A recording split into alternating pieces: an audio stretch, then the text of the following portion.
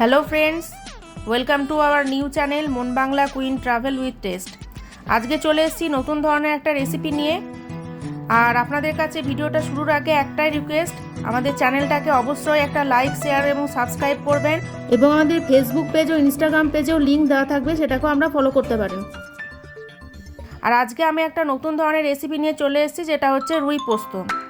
আর এই রুই পোস্ত বাঙালিদের কাছে অত্যন্ত একটা প্রিয় খাবার, কারণ রুই মাছ অনেকেই পছন্দ করেন, আর পোস্তও একটা বাঙালিদের কাছে একটা অত্যন্ত প্রিয় জিনিস। তাহলে আসুন আর দেরি না করে এরকম একটা ভিডিও আমি আপনাদের সামনে শেয়ার করি। প্রথমে আমি এখানে 700 থেকে 750 মতো রুই মাছকে আমি ধুয়ে জল ঝরিয়ে রেখে দিয়েছি। এবার এর মধ্যে দিয়ে দিচ্ছি কিছুটা হলুদ, 2 চামচের মতো হলুদ আমি দিয়ে দিচ্ছি, আর দিয়ে দিচ্ছি কিছুটা লবণ। ভালো করে আমি এটাকে মাখিয়ে রেখে দিলাম। এবার আমি একটা মশলা ব্লেন্ড করব। 4টে কাঁচা লঙ্কা এখানে নিয়ে নিয়েছি, আর 6 চামচের মতন পোস্ত বাটা নিয়ে নিয়েছি। পোস্তটাকে আমি প্রথমে ফার্স্ট ঘুরিয়ে নিয়ে 4টে কাঁচা লঙ্কা আর অল্প একটু জল দিয়ে ভালো করে এটাকে ব্লেন্ড করে নিচ্ছি।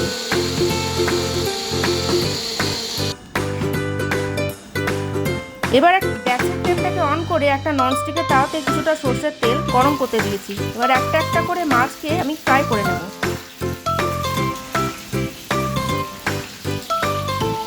মাছগুলো আমার ফ্রাই হচ্ছে।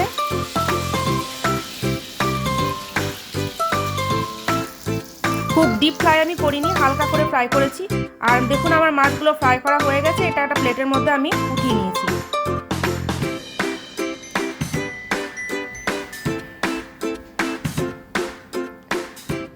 এবার ওই তেলেই আমি নিয়ে নিচ্ছি 2টো তেজপাতা। তেজপাতাটা হালকা করে ফ্রাই করে নিচ্ছি, আর দিয়ে দিচ্ছি 3টে কাঁচা লঙ্কা। ভালো করে এটা তেলের মধ্যে আমি নেড়ে নিচ্ছি।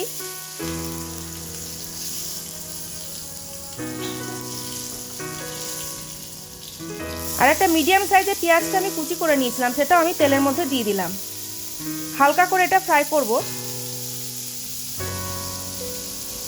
আর একটা টমেটো মিডিয়াম সাইজে আমি কেটে নিয়েছিলাম, এটাও তেলের মধ্যে দিয়ে আমি একসাথে ফ্রাই করে নিচ্ছি।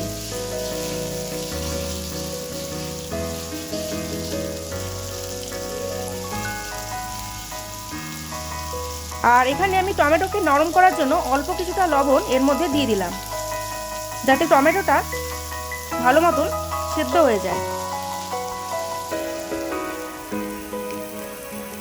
এবার আমি যে পোস্তটা ব্লেন্ড করে নিয়েছিলাম অল্প কিছুটা এর মধ্যে দিয়ে ভালো করে নেড়ে নিচ্ছি।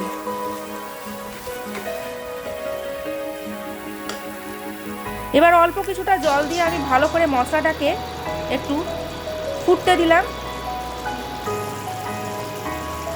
স্বাদ মতো একটু লবণ দিয়ে দিচ্ছি। এবার ফ্রাই করে রাখা মাছগুলোকে একটা একটা করে আমি এর মধ্যে দিয়ে দিচ্ছি।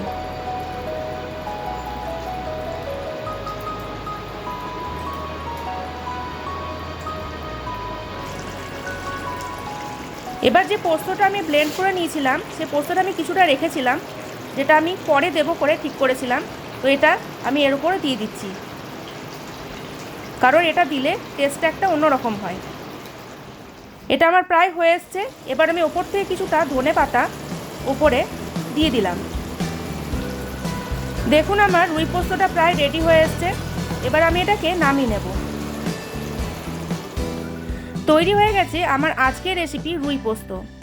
যদি আপনাদের ভিডিওটা ভালো লেগে থাকে তাহলে অবশ্যই লাইক, শেয়ার এবং সাবস্ক্রাইব তো করবেনই। আর আমার রেসিপিটা যদি ভালো লেগে থাকে তাহলে অবশ্যই এটা বাড়িতে ট্রাই করবেন, এবং কেমন লাগলো সেটাও আমাকে কমেন্ট বক্সে জানাবেন। সবাই ভালো থাকবেন, সুস্থ থাকবেন। ধন্যবাদ।